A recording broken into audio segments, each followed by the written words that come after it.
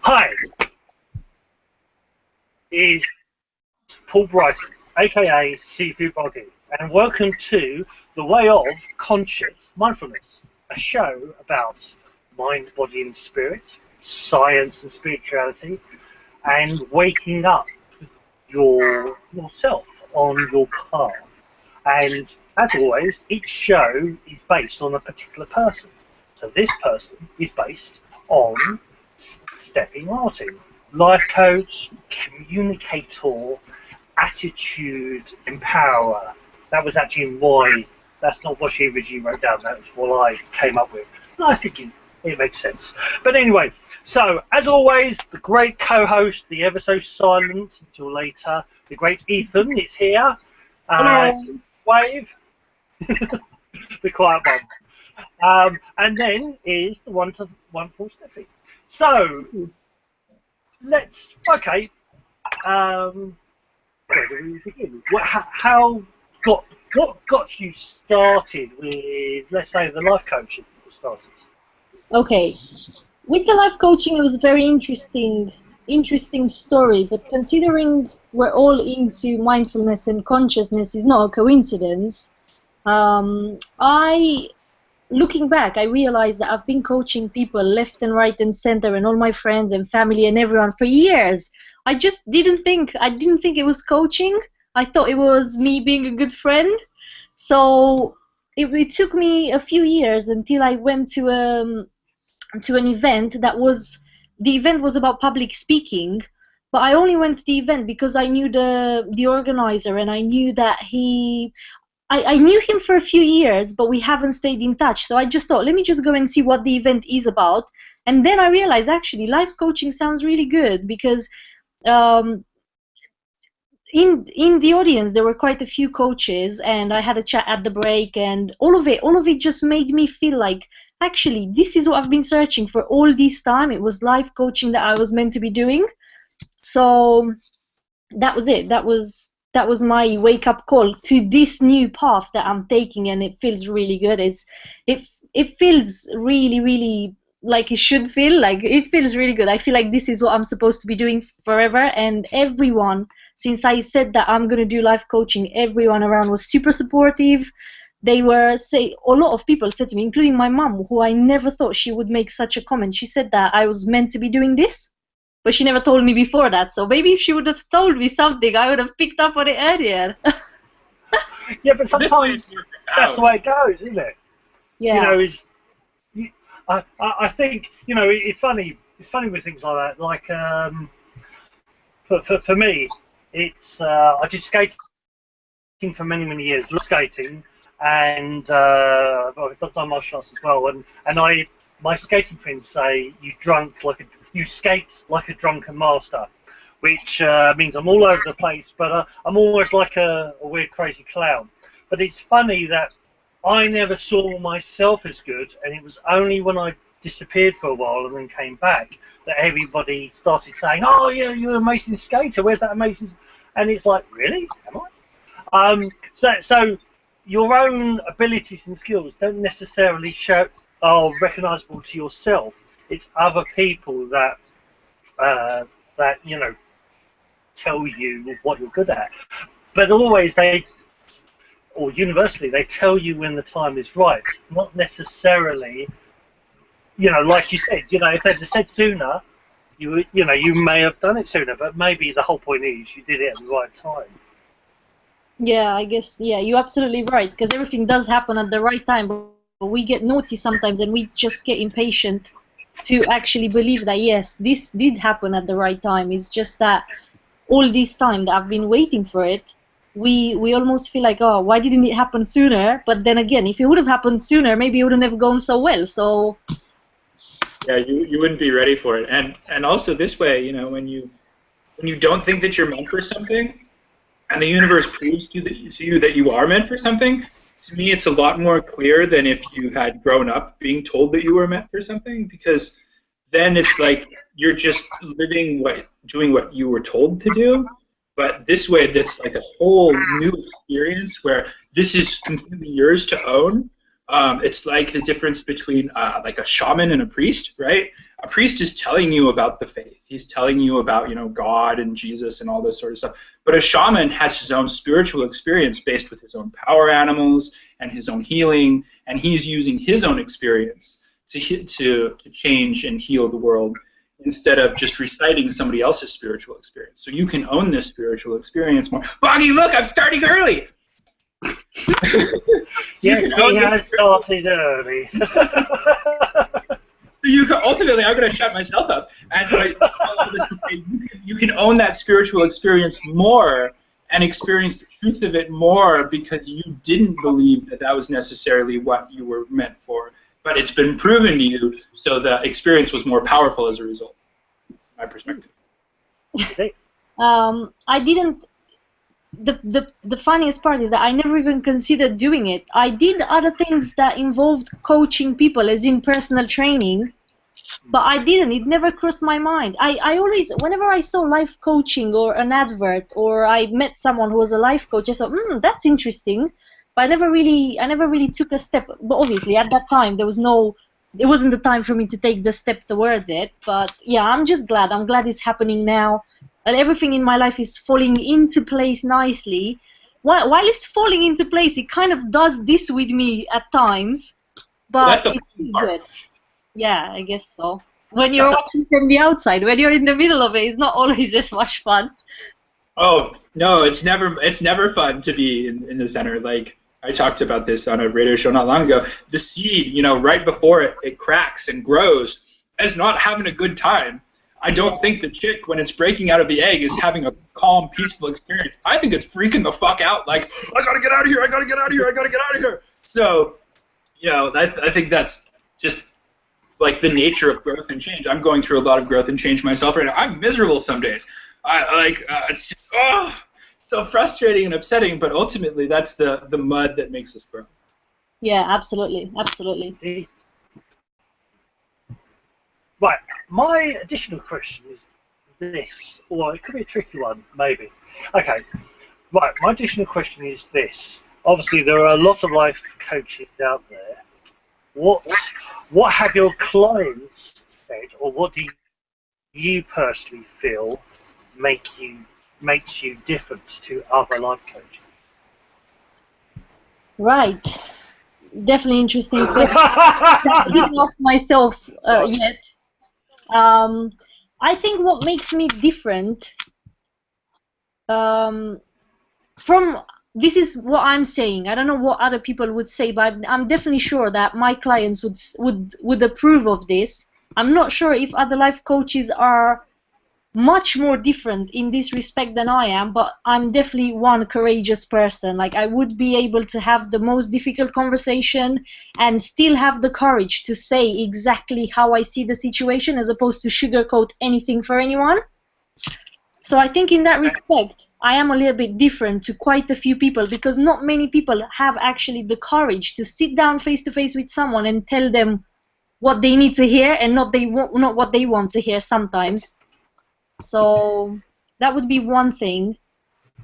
Because I think anyway, all life coaches care a lot about their clients, because otherwise they wouldn't start life coaching. I don't think you can actually be a life coach and have happy clients if you didn't care about them, because that is something that you can feel easily. So I'm sure every life coach, I mean, I hope every life coach does this. They like what they're doing. But I think courage is one thing that would set me apart from the crowd, put it that way. That's definitely something that you see a lot of in the New Age healing community. Is this very like we're gonna sugarcoat this and we're gonna make it all nice, and I'm all about just like, you know, it's gonna suck, it's gonna be horrible, let's just get it over with and talk about it honestly and upfront and be like, yeah, this is awful and it sucks and we're gonna get through this, instead of that like, well, it would probably be best for you if you stop doing this, or you can just say, no, if you keep doing this, it's going to give you a disease and kill you. Yeah. And everything is so sugar-coated now that I think it's a really valuable asset, because that's what that's what the whole world is about, is making everything fair, making everything even, making everything equal, and trying to make everything the same. And as a result of that, you end up filling all the little cracks with stuff to make it look pretty, like makeup. Makeup's a great example of that. Well, you know what? I was just thinking that before, I was thinking in the daytime, I was thinking, maybe I should put some makeup on so I look pretty on the camera, but guess what? I didn't. I actually haven't got anything on my face now. 100%. Yeah. I think it's far better to not wear makeup, because I mean, there's so many things in our society, talking about honesty, there's so many things in our society that are a lie. You know, like we watch movies, and movies are examples of myth now, but those are lies, 100%. It's all a lie.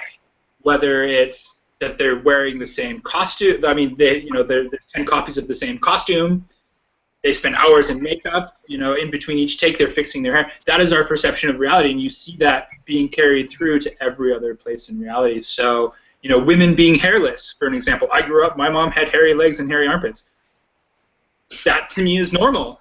The idea that women are expected to shave their armpits and their legs seems ludicrous to me, because it's perpetrating, in a way, it's perpetrating a falsehood. So to me, it's perpetrating a conscious lie. I don't know where I was going with this. I better shut up now. So it started with me not wearing any makeup. I don't normally. Yeah. So not wearing makeup is living your truth. Is living your truth more. Totally. Yeah, I'm doing that. I've never really. I always admire. Thank you. I always admire when I see a girl who has like really nice makeup and really. But I just feel like unless someone does it for me, I don't think I'm bothered to go through that, to do that to myself. But I would use. I'm not gonna sit here and say I'm never using makeup. Sometimes I'm using. The most makeup I'm using is mascara and something on my cheeks and some lipstick. So it's nothing too strenuous. Like I don't do my cardio doing my makeup. So yeah, definitely nothing to worry in that respect. But going back to like, say for example, like you mentioned, shaving the armpits, I actually didn't know that until a few months ago when I saw a video online.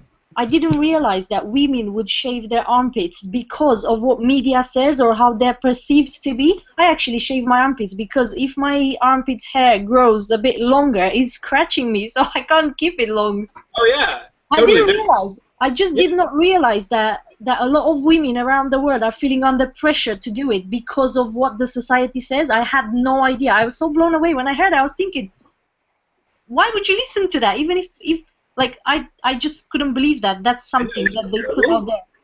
Totally. Well, it's like, and then there's the flip side of that of men and our facial hair. We shave our facial hair. Like, you trim your armpit hair. I trim my mustache. Otherwise, it's going to go in your mouth. My mustache. It's not good for me, and I don't like it, so I trim it. So there's that. There's always a line of finite gray of like, where do you draw the line of that? But absolutely, perpetrating that lie that society is telling us of like, you need to look this certain way, or you're not an attractive person. And everybody wants to be attractive. That's a basic human need that we all have, we all share. So with that stimulus. I'm not sure about America. Ethan's going to have to tell me this, but as far as I'm aware, Steffi, that a lot more men are actually going, are shaving everywhere and being, and that, because that again has been projected in the media for men that they should be hairless and men should be, almost totally shaved. And so it's this thing. It's not just the women. I mean, there was this advert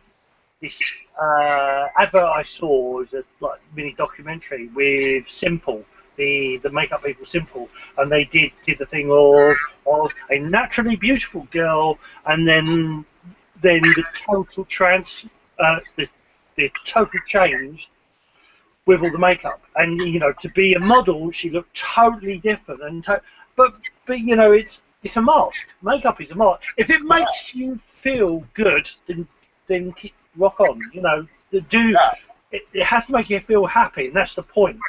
It's it's like if you want to wear leery clothes and they make you feel good, then wear. For me, society shouldn't say that this is clothes-wise or things shouldn't be wrong just because somebody doesn't like the way somebody else dresses, because it should be their point of view. At the same time, for me, on makeup is that I feel people hide too much behind a persona, or at least heavy with makeup. I'm very into food, nutrition, and health and healing, and I know for a fact that a lot of people get skin problems. Well, a lot of skin problems are generated from the amount of constant makeup. Because one of the as a kid, I loved acting and theatre, so I learned about clearing makeup. You learn about, the moisturising and clearing the makeup and leaving the skin to open and dry, because when you're acting, you get 2 inches of makeup thick, but then if you clean it off, you put on some certain cream, and you let the skin air afterwards, you let it breathe, then you won't get loads of spots. The whole point of the toxins come out of the body when the skin doesn't allow to breathe.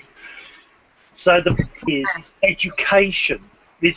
For me, it's everything: food, nutrition, exercise. It's all about education. If you educate people to do it correctly, then it wouldn't be a problem. If people are using makeup to hide spots, then they wouldn't appear.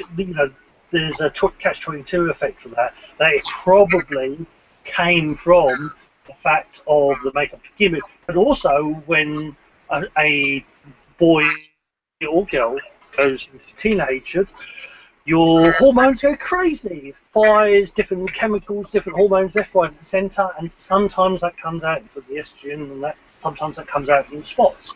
And so it's just about, ironically, actually by changing your diet will actually help your skin. But anyway, I'm digressing.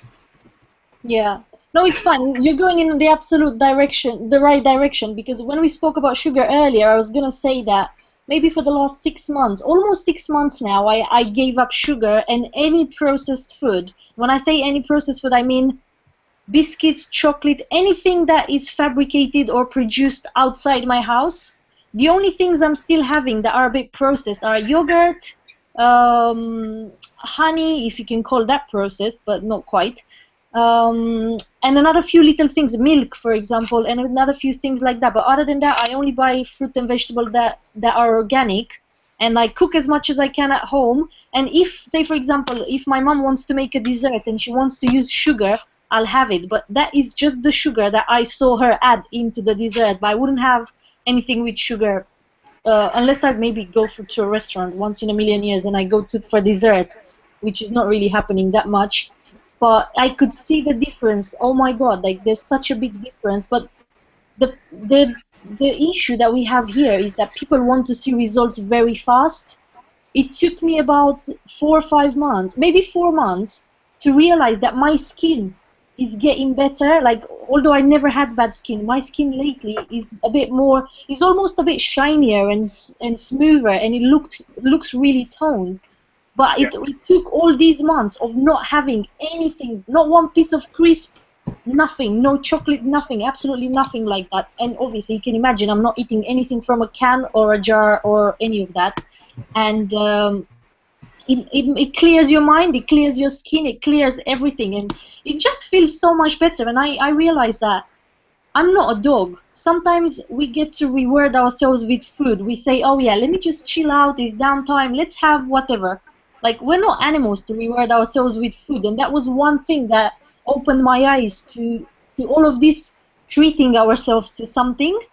When I realized, actually, what am I doing here? It's like I'm a dog and I'm giving myself a bone, and that bone is chocolate because I've had a hard day or a long day or whatever. No. If I want to reward myself for all the work that I've done or for whatever I solved, I'm going to give myself something really good quality as opposed to something really bad. But it just goes to show, because they do all of these adverts where they say, oh yes, have a break, have a Kit Kat, whatever. They just, everything that they do on television is to educate you to do something bad. It's not, they're not doing, I don't watch television, but whenever I walk past the TV, there's nothing educational over there. There's nothing good. They teach you only about, like you said, makeup, and you have to look this way and eat McDonald's and all of this rubbish because they just want to grow their pockets. This is corporation. Absolutely. Wide, that they just want to keep us addicted to whatever rubbish they put in those foods. I even thought I had a sweet tooth before, because I'd always loved to eat sweets. But because I'm a personal trainer, I could lose the weight straight away. So I said to myself, for a long time, I said to myself, well, I know how to lose it, so I might as well just let myself enjoy whatever I want to eat. But then I realized, after I gave up all the sugar, I realized that actually I don't have a sweet tooth. It was only because I was addicted to everything that they put in those products that made me want to eat some more. Because now that I eat as much fruit and vegetable as I want, I hardly crave anything sweet. And it goes to show, after 6 months of doing that, I now realize I haven't got a sweet tooth. And all my life, I believed I had one. So it just goes to show that, like you said, we need education. And that's why I'm so grateful for the internet, because on the internet we can do shows like this. We can do so many things that no one can control, and they can't stop us from doing it. And this is the only way we can educate people to have a better life for themselves and open their eyes to what is actually going on. Because have you heard of that documentary, The Truth About Cancer? Yeah. No, I haven't. But I've played. My ex had cancer. We cured it with diet. I studied Qigong from a lady who studied under someone who had cancer and had 26 lymph nodes removed, and that was in the 80s, and she's still alive, and she's doing just great. She does Qigong now. So I've played around with cancer, and I want to tell you, as for your diet, I've been doing it for about what you're doing for about 2 years now, except I'm a little more strict. I don't eat any sugar at all, like none, and I do construction and manual labor, like gnarly work, and I exercise religiously, and I have never felt more energized. I've never felt better. I've never felt clearer, and like getting up and going to work doesn't really suck anymore. Like in my late, I'll be 30 in about a month. In my like late teens, early 20s, I did construction and worked in restaurants, and I drank and I smoked cigarettes and I drank energy drinks and coffee and all that sort of stuff. And it was so hard to get up in the morning. It sucked so much. And work, movement sucked so much. I was in bad shape back then, too. But it's a completely different consciousness that you end up with when you're not full of poisons, when you're not continually living that way. You get up and you take a stimulus, whether that's coffee or sugar.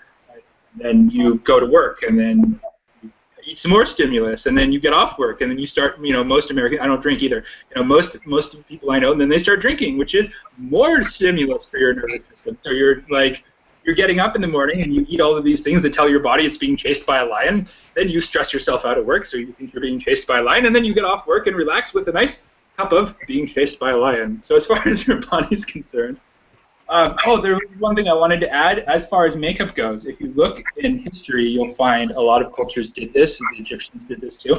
The whole thing about the red lips, the eyeliner. If you look at a woman when she's about to have an orgasm, her eyes close far away, so it has the same effect. Her lips become more full and red, so that has the same effects, and her cheeks start to blush. So really, what it boils down to, and I've seen a lot of, this isn't just my theory, I've seen documentaries on this and people who have researched this and this, that, and the other. So really what you're doing when you're putting on makeup, if you're putting on traditional makeup, is you're making yourself look like you're having an orgasm, so that way you'll be more attractive. Wow, that's an interesting... Isn't that horrible? Didn't I just ruin it for a bunch of people? I hope I did, because I like doing that. But that's what actually, that's the whole stiletto thing is what, Yeah, absolutely. With stilettos, the reason why stilettos are so much encouraged, because they tone up the calves and the thighs, and they also make the buttocks more perked, so they look like the woman is it sort of encourages more attraction. And so there's this very fine line, where did stilettos come from? Because the shoe industry was very much a male thing. So where actually the direction, where did this come from? What is known is that the reason why, like, there's a couple of documentaries on this, and a couple of shows documentaries on transvestites, and the transvestites say that it does tone up the body, it makes you look more sexual, and that's one of the whole things of the stiletto, is it tightens up the shape, it makes the woman or the person wearing it more prominent. And it's one of these interesting things. We have all these things to to show an illusion or to show a certain thing, certain image. And it's cool. If it makes you feel good, then awesome. But you shouldn't be doing it because you feel you have to. You shouldn't be forced into it. You shouldn't be controlled to do it. That's my philosophy and point of view. And just for future future viewers and viewers here now, honey. One of the real good things with honey, if you ever have colds or flu, if you can find your local beekeeper, the local beekeeper, the honey that the bees produce is from the pollen from that area. So if it's that area that is causing your hay fever to rise, if your hay fever is really bad in a certain area, if you can find a local beekeeper in that area and have that honey, or at least the Ethan, remind me, is it propolis? Is the honey food? Yeah. If you can either have the honey itself or the propolis, that will actually help you get immune to the hay fever. So the hay fever you're having is because it's basically a reaction to the pollen in that area. So actually having the local honey of that area will increase your immunity to hay fever. So totally. That's one of the reasons humans are so sick now, is because, you know, my bananas, I think, come from Peru. Well, I have antibodies for Peru. I think my carrots come from Mexico, so I have antibodies for part of Mexico as well. And my salad comes from somewhere else, which I have antibodies for there, but I have no antibodies for where I live because I'm not getting it from my food. I mean, I'm fortunate I work outside and I live in the same area I was raised in, so I'm fairly used to it and fairly immune. But, you know, you see a lot of people out there who have that problem, especially if you white people. A lot of white people food is, because even the food that they are eating is so far outsourced that their antibodies are being are basically completely useless to them, because they're, you know, do great. I'll do great in Peru and a little bit of Peru and a part of Mexico, and not actually where I'm from. And I wanted to say, as far as the lie, like, that's what we're trained to prove. That's what our society is built for. You know, we deny death. We talk about a great lie. You know, like, we don't acknowledge death. We want to be young forever. That's why you see women being encouraged to be hairless, because you're hairless when you're young.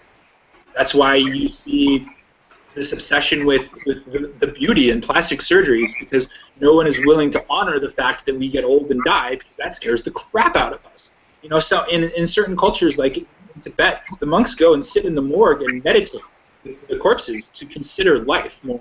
And you know, it's a very Taoist and sort of approach, that you put the carcasses of the people who die out to feed the animals, and that just encourages that consciousness of the life process as it is. And you see it very common in tribal cultures. But I don't know how it is in the UK, but in America, I'm pretty sure it's similar. In America, somebody dies, they pull up with a black bag, they hide the corpse away in the black bag, it gets taken to a funeral home. You can't go and see a corpse in a funeral home unless you're related to that body by law in the United States. My dad died when I was 17, so I kind of know some things.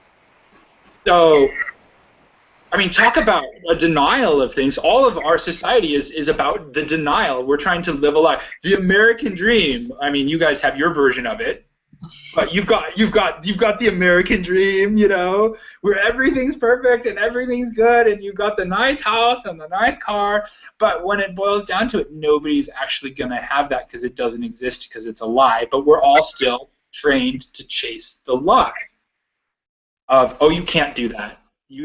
Because of this reason or that reason or the other reason. Or you need to look beautiful all the time. I have a sewing, I do a lot of sewing. I've read in sewing manuals in the 50s or the 40s where it says it says in the sewing manual, like, this is how your sewing machine works, that you should put on makeup and wear nice clothes before you start sewing. Yes.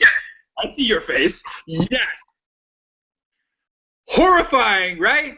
Horrifying. So, like, that is the consciousness of that people are trained in. It's like, you know, you don't feel, you don't have an emotion. You know, look at people in their 70s. Ask them about this. They were trained. You don't feel that way. You don't have that emotion. because it's all about, the more you can deny the self and splinter the self, the easier it is to come in, offer easy solutions, because mind control, ultimately, real mind control comes in when someone is terrified, they don't know what to do, and you offer them a simple, easy solution that will fix all of their problems. That is mind control in this reality at this point. Because if you scare the shit out of people, like you tell them bad things are going to happen to them when they die if they don't follow Jesus and the Bible, then you're not only, I mean, you're playing on the ultimate fear, which is the fear of death that we are programmed with ever since we're young because of the way our society is. So it's this habitual cycle of like the fear and the death, and you can't escape the lie. The lie has penetrated all states of reality, basically. Or you struggle and try and kick and scream and make a bunch of noise like we do. Yeah, that is shocking that they put that about being pretty and whatever and wearing nice clothes on the sewing manual. That is just out of this world. I can't believe they did that. Absolutely. That is I don't know who would follow that, but clearly there's been quite a few people who have followed it since they got it out there, I guess. Wow. The brainwashing, it's what everybody, because you're taught that you're supposed to do what everybody else does. And it's one of those things that kind of makes sense to humans on a certain level, because we're supposed to be in a small tribe, right? A small tribe of like 20, 30 people.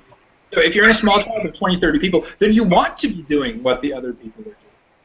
Because you're part of that tribe, and that as a system works. You know, because in those situations, everybody has their own job, everybody recognizes that everybody has their own job, and everybody honors everybody for having their own job. You know, it's like the hunter doesn't need to worry about clothes and shelter because he's doing his job.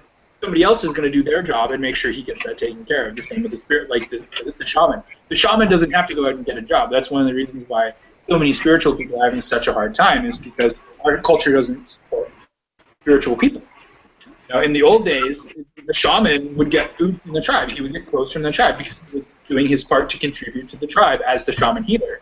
And now we're on our own. We've got to go out and make our own money because people don't appreciate that unless we find a niche of healing or life coaching. Yeah. So we have that like predisposition to listen to the people around us for our social cues, but the problem is that it is really bad social cues. Really bad, that have really nasty agendas programmed by money instead of love and expansion. Yeah, absolutely. I can definitely say that I noticed that with some people about like not appreciating the fact that, not appreciating getting old. Like you get old and you learn all of these things along the way, and yet you want to not be here when you know the most in your life. You want to be somewhere where you were just like stupid and doing silly things and not having a clue about what's going on. So I don't know. I think I always had the impression, I'm 29 as well. I'm gonna be 30 in December, and I always had this impression that when I'm gonna be in my 30s, between 30 and 40, that's gonna be like the most awesome period of my life, because that's when I know the most. That's when I've got a business, a job, this whatever I've got is gonna happen around that age. That's when I'm mature enough to have a family and all of these other things. And people run away. They don't want to say how old they are. Anyone who's asking me how old I am, I'm always saying it too loud because I really don't mind. Like, this is who I am. I'm not going to want to be someone else. Like, this is who I've got, and this is who I'm walking with, really and truly. You just end up creating that like splinter in yourself of like, I want to be this and I'm not this, and then you instantly have suffering. As soon as you create that duality, then it's split apart. Instead of being, this is who I am right now, this is where I'm at, okay, let's move on from this. You end up with plastic surgery. You end up with crap loads of makeup. You end up with people spending bazillions on clothes that they think will make them more attractive. You know, like a corset. I mean, look at a corset, for God's sake, or a necktie. You know, yeah, a necktie. Brilliant invention. I believe that the history of the necktie was that originally it was a piece of cloth that a knight wore around his neck to clean his sword after he was in a battle. So then it became a contest of who's got the nicest piece of cloth around their neck, you know, because the king obviously has to have a nicer one than the peasant, because God forbid. So, and then it just took this like weird spiral thing from there. I was like, now we have a necktie. I don't know what good a necktie does, but hey, who am I to judge? Yeah. I do judge a little bit though. I judge a little bit. The whole Yeah. thing with the corset, the corset is very much like the stiletto. It was about the shapely, Oh yeah. having a shapely woman. You know, a woman should appear to be in a certain way. So that's why they had the hourglass figure. The whole thing with the corset was to squeeze the person in to create this hourglass figure. What it doesn't say is that the medical profession learned in that time that the amount of internal organs and people injured and hurt, or their stomachs would also shrink down, or they would have stomach problems, liver problems, heart problems, all because of the corset. it's like, you know, fashion is not, well, my point of view, fashion is not supposed to hurt you, but apparently it does, or it did. So it's this, you know, it's this thing of, we come to this moment in time, especially with like Steffi, is that I know you're very much, or your focus is very much on life coaching women, predominantly women. Yes. Actually, I'll do this a different way. Why? What is it that you want to offer, feel you can offer? Why? Because I grew up I grew up with my parents having a toxic relationship, in the sense that there'd be domestic violence, there'd be verbal violence. I'd see my mom put up with stuff that no one should put up with, and just because you're married to someone doesn't mean you have to take all that crap that they want to give you at any time. And I also saw the fact that she was helpless. She didn't know what to do. She didn't know how to get out of it. And growing up that way and having the personality that I had ever since I was a child, I was always a bit rebellious. I was always a bit too outspoken. Well, I wasn't too outspoken. I think that's how everyone should be. I was very much, if you did something that was, I've got a very clear sense of right and wrong. So if you did something that seemed wrong to me, I would say something about it. I wouldn't just sit there and pretend like nothing happened. And growing up in that environment, seeing my grandparents, both sides, having again a bit of an abusive relationship. Like, it was common in where I'm coming from, Romania. It was common in Romania for husbands to beat up their wives. Like, I don't know why the hell and who the heck started that, but that was almost something that everyone had. And like, because it's happening to everyone, it's almost like no one's saying anything about it, because that's kind of how it goes. So growing up like that and seeing that as a child, that really, really annoyed me. Like, I wished at times I could beat my dad and just break his face and just like take all my frustration out on him because of what he was doing to my mom. And yeah, I just feel like I've got, and my mom moved with me now. She got divorced. They've got divorced 2 years ago, and she moved with me only 2 weeks ago, but she moved for good. So having seen that, the encouragement I gave her, and all of that confidence that she rebuilt in order to make the decision to actually leave, considering she's been divorced for 2 years and she was still there, I just feel like I've definitely got a lot to give in that respect, because first of all, I'm not afraid to do it. So, and then again, because I realized looking back that I had a lot of friends who would ask me for advice, would say, oh, Steffi, I'm in this situation, what would you do in that situation? And then I would just say whatever I would do if I was in that situation, without thinking, oh, this friend of mine is not as strong as I am, so I'm going to give them an answer that matches their strength level. I would just tell them what I would do. And yeah, because of all of these reasons, and because of the way I behaved when I was in a relationship, and whenever the relationship was not respectful anymore, was not fulfilling anymore, I'd just be gone. I wouldn't waste any of my time there. I feel like I'm definitely one of the best people to help women in that situation. And I always say in my videos, what I'm talking about is not just for women to hear. I want everyone to hear this. I want men, I want the kids, I want women, I want parents, I want sisters, mothers, brothers, everyone to hear this, because it takes two to get to a domestic violence relationship, to get to a toxic relationship. It's not just one of them. Both are doing something wrong if they get to that point. Even if the wrong part is just staying there in that situation and accepting it, that is wrong, because that's adding, and that is almost like giving permission to the other person to treat you like crap. So, I would say it is actually giving permission to the other person to treat you like crap. yeah, if you don't do anything about it, they're gonna think it's fine. So, or maybe they think you like it, so they're gonna keep on doing it. Yeah, absolutely. Which is absolutely rubbish. But anyway, this is how the mind works, and I guess this is where we've been led by all of this rubbish that gets put out there.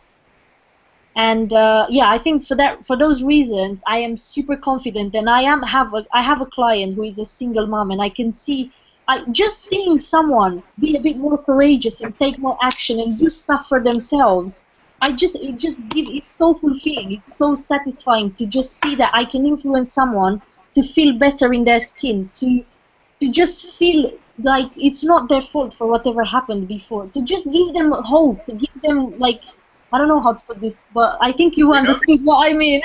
Freedom. I think you give them freedom. You give them freedom from their emotionally abusive relationship, potentially physically abusive relationship. You give them freedom from the old way of thinking. Yeah. Because, I mean, ultimately, like, where you come from, everybody accepts it because that's where the violence, because that's what everybody's doing. So that's what the culture's telling you. Culture's telling you it's okay to be physically abusive, when we really know that no, it's not really okay to be physically abusive. But that's what the culture, that's what the tribe is telling you. So since everyone's subconsciously listening to what the tribe's telling them, that's what everyone's going with, which I think is a very sad state of affairs, personally. But I think it's awesome that gave you the opportunity, because I have this thing about truth and faith. Truth is when you had the experience. Faith is when you've heard about the experience. So you understand the truth of it. So you will understand it in a way that no one else can understand it, because you've lived it, you've seen it, you've experienced it, you grew up with that, you had that permeated in you, and that gives you a unique perspective that somebody who, say, didn't have that experience can't have. And that's why when you look at shaman, the shaman always have really fucked up lives. The best healers I've been to, my favorite therapist I've been to, was abused as a child. You know, like, and he had to overcome his shit, and now he's an amazing therapist, and because he understands the truth of it, because he's experienced the totality of it, of experiencing both sides of it, that gives him the truth and perspective, which is what you have with your life experience, which is your life training you up for being the best life coach that you possibly can. So that way you can understand, because you now have the ability to have the empathy, because you watched your poor mom go through this relationship. You're not going to be standing out in the world just being like, why are you going out with somebody who's hitting you? I don't get it. You're just being an idiot. Stop being an idiot. It's simple. You know, you can have that. You can have that understanding of that, like, oh, I've been through this. Like with my mom. My mom messed her body up good with sugar and other foods and eating a poor diet on and off and stuff like that. I watched my mom suffer a lot growing up. I understand watching your parents suffer in a way, and watching people suffer in a way that other people don't understand. I don't like seeing people suffer that way, so I try to do something. And that has to do with my truth and what I experienced, but ultimately your truth is shining through. Your truth is what is shining through your life coaching, because you have such a profound truth that is ultimately what's shining out, which makes your life coaching that much more powerful than if you had just grown up in a normal family, you know, and mom and dad worked and mom stayed home and cooked the meal. So you have a much clearer and wholehearted perspective. Yeah, absolutely. And good job. Thank you. I like your side. Thank you. Yeah, and the other thing yeah, he's got awesome sides. No, yes. I hope you don't have any offensive ones. You wouldn't be showing them to me anyways, so that's fine. No.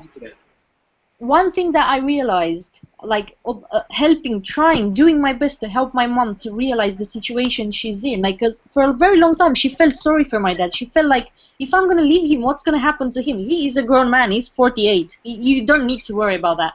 And I realized that what happens to a lot of women and men who stay in abusive relationships is the fact that they get psychologically manipulated, that that's the best they can get, that's what they deserve, and no one else is going to look at them, no one else is going to want them after that. So they get so scared and so trapped in their own subconscious mind, because hearing the same rubbish over the years, at some point you start believing it. And my mom would even say sometimes, like, sometimes I wonder, is that actually true? Am I causing all of this? And I'm thinking, God, how can you even be asking yourself that question? Like, that should not even be a question that you ask yourself. But this is what happens, and that's what needs to get taken away from people, because I think it's such a shame that people think they deserve so low. I think that is the most heartbreaking part, that people actually think that, actually, what if I deserve this? How can you deserve that? What have you done to deserve that? Well, I haven't done anything. I've just done the cooking, the washing, I looked after the kids, I did this, and I was trying to be nice, and and the house is clean. And then you ask yourself, oh, what if I deserve this? How can you deserve that after you do everything? So that's the part that I just want to change. See, this is a very interesting thing. Right, there's two things. Number one, for everybody watching this now or in the future, a great book, it was also a film, but a very good book, is Celestine Prophecies. Celestine Prophecies. I forget who wrote it. No, Nathan's eating. Celestine Prophecies is a book about energy, and it's about emotions. It talks about different plays that exist, and these different plays, you have interrogator, intimidator, poor me, and aloof, and these are different characteristics. And when I first read this book, at the time I was studying psychology and did NLP as well, and there are very similar things in it, is that there are different plays that people perform to create energy, because in essence we are all of energy. We're all created from energy. Whether we realise it or not, we're always craving energy, whether it's through food, whether it's through light, whether it's through oxygen, but also emotions. Emotions are energetic, so people crave different things. Now, there's an interesting thing you said about, like, your mum, and you get a lot from people in the same situations, and friends that I've helped, students that I've helped, is that they say, what have I done to create this? Now, the interesting thing is that the ancient information, the ancient laws say that you are a creator. You create everyone and everything around you. But the problem is, what happens is, people think, oh, I have created all this negativity. And it's like, no, you haven't created this negativity, but you have allowed it to continue. Is that the whole thing, the whole truth, the truth for me, is that everything exists, good or bad always exists. And for me, and some people will see this in a certain way and get upset or offended, but good or bad always exists, and good or bad just is. Things are neither good or bad; they just are. When something happens, you can make it one way, or you can make it the other. So people do these plays. People find ways. Children, you'll find toddlers. You know, if they find that they cry and their mum will come rushing to them and give them big cuddles, they'll probably cry more often, because they know that when they cry a lot or act really upset, their mum will come and give them sympathy. Now that can, through time, going to, well, if I do this, this will happen. Now, I'm not saying that's good or bad. I'm just saying it just is. It's a play. Promote energy. So your father did things in a certain way because that's how he controlled them. Again, it's not good or bad, it just is, but there is a way around that. For me, as Ethan will say, the Taoist thing, the Confucius side sort of confuses it, but in the East, in Taoism, women are considered the most powerful, because the yin, the female, even it has its beauty, it has its femininity. It may seem small and weak, but but the female is the water. She's the yielding. She can make things work. Where the men's running around like a caveman trying to beat everything up, the woman will know how to to get around that situation, or they will think outside the box. So, in the Taoist point of view, the woman is actually the strength. The woman is considered far more power, far more strength. So, there's a you obviously know there's a Western saying of a woman should be in the home. Now, the interesting thing with that saying, it originates back from a Chinese saying, and the Chinese, when they're saying the woman should be in the home was the city, and they were running the city. They were like the mayor, or the governess. So the woman running the home was society itself. Women ran society. The men were the traders or the warriors or the whatever, but the women run the society. They ran. They looked after the children, they made the processes work, they did all this stuff in the background.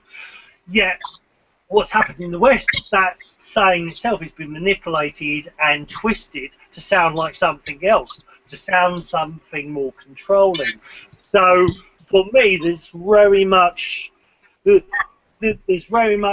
men and women have their weaknesses and their strengths, but it's all about balance. Is that for me, relationships, everything is about. But yeah, I have my weaknesses, but I know that, or I would like to think, or for me, the person I'm with, their weaknesses, I will be there for them 100%.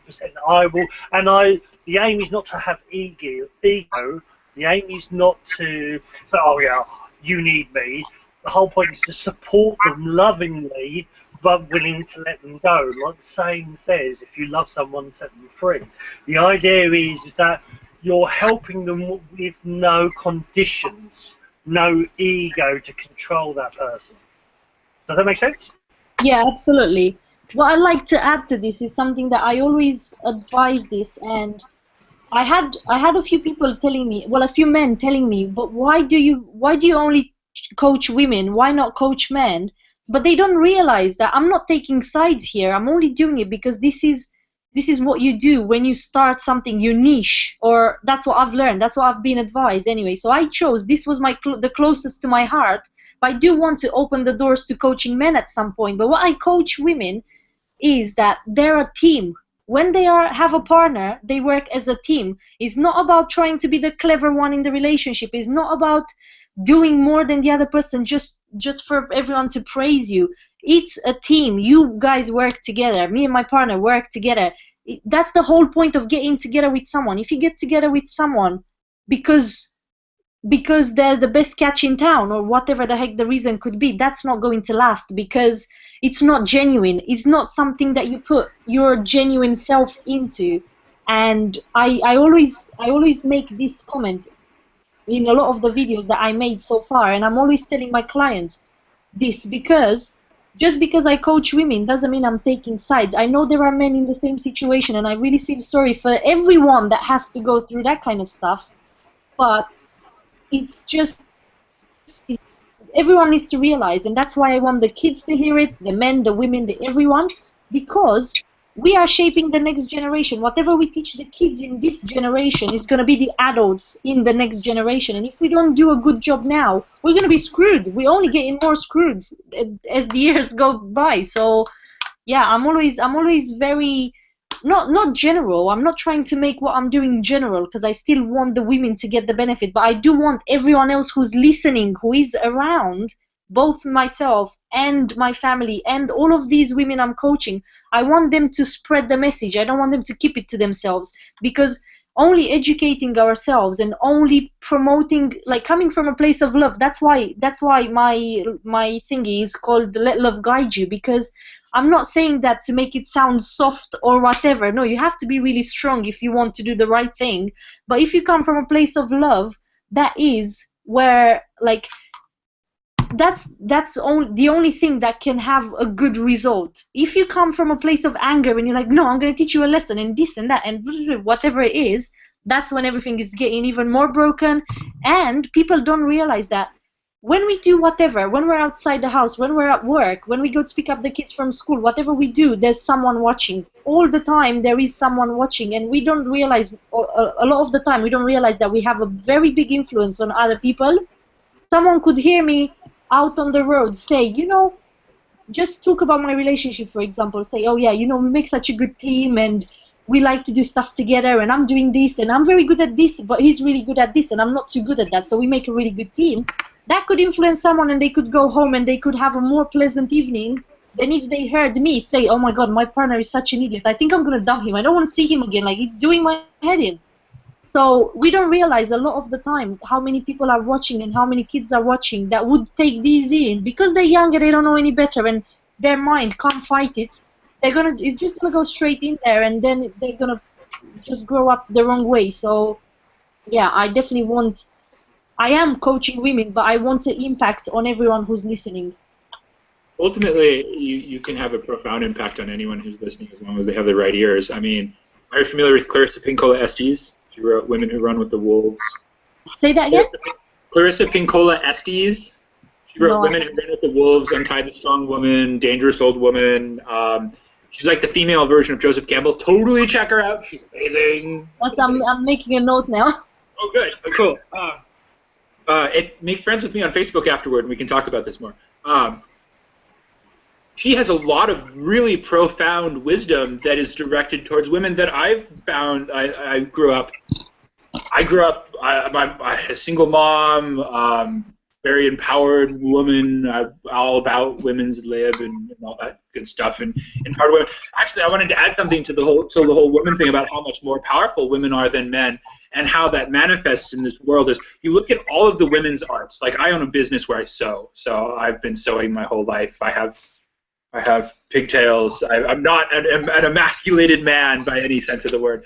So, and I've been cooking my whole life, so I've been studying the womanly arts. All of those arts have to do with finite intuition. You know, like I do construction for a living. You cut the board, it stays in the same shape. You hold it up. I sew too. You cut a piece of fabric, you go to pin it together, it moves slightly to the left. You got to get the fold out of it. You got to get it all flat. You got to adjust it. You have to work with something that's all of the things that men like to do. Fix cars. Well, how is fixing a car hard? The piece is meant to go in the place that it's going. You take it off, you put it back on. It's not figuring out how to make an armpit work on a jacket, or figuring out when exactly the meal is done and you need to pull it off. So all of those have to do with like the deep, unfathomable,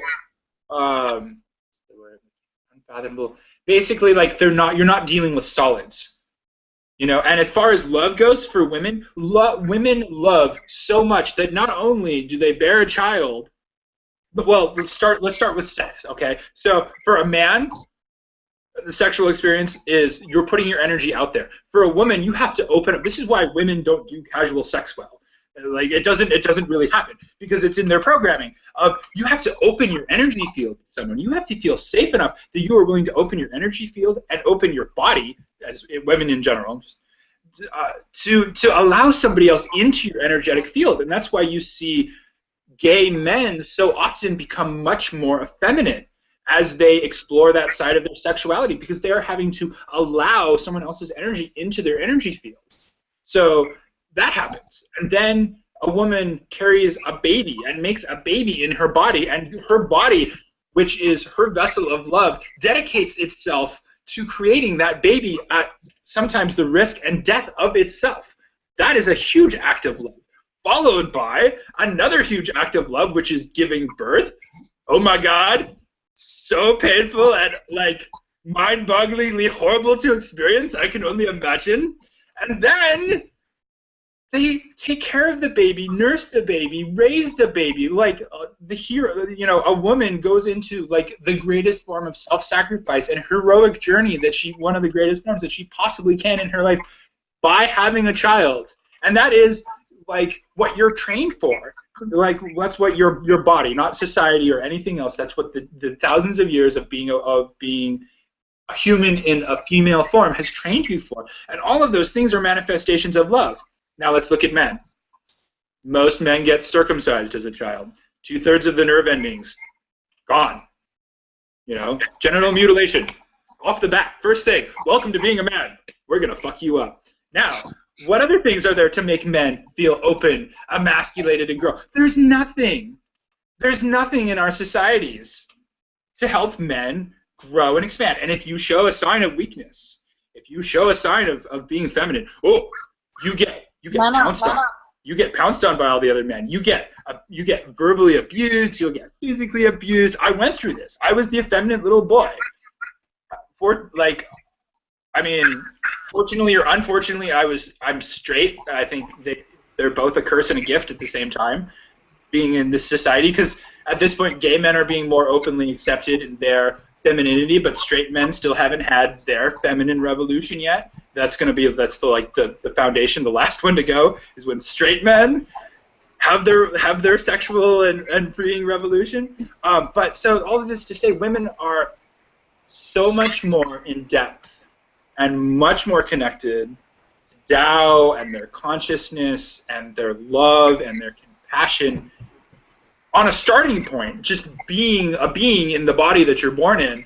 And then on top of that, society also encourages you to, not encourages, but allows you to continue on those paths. So ultimately, and women live longer than men. The reason women live longer than men is because their bodies handle stress better than men. Because women have a higher stress threshold, because their bodies go through more stress, because having children is way more stressful than anything that I can think of that I can do with my life. So as far as I'm concerned, I think women kind of take the cake. And I think that men know that, and that's why they feel threatened. And that's why you see stuff in the Bible where it's like, well, let's talk about blame. All right, so Eve gives Adam the apple. Yeah, that's real good. Pass the buck first thing, man. Oh, it's not my fault that I ate the apple. She did it, God. She did it. And so ultimately all that that's doing is just blaming women for bringing us into life. Which is not actually something to be blamed for. Oh, absolutely not. I mean, absolutely not. 100%. Like, you should be. Mothers do an amazing service to all of humanity, even if they're a shitty-ass mom who's doing a terrible job raising their child, or dad. I'm not playing gender rules here.